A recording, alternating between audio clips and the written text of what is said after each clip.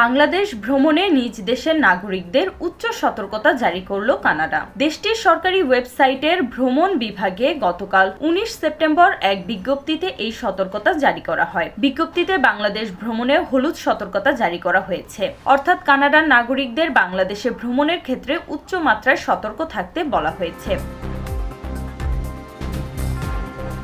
আর বাংলাদেশের পার্বত্য 3 জেলায় ভ্রমণের ক্ষেত্রে সতর্কতামূলক লাল চিহ্ন জারি করা হয়েছে, অর্থাৎ পার্বত্য অঞ্চলে নাগরিকদের ভ্রমণ না করার আহ্বান জানিয়েছে কানাডা।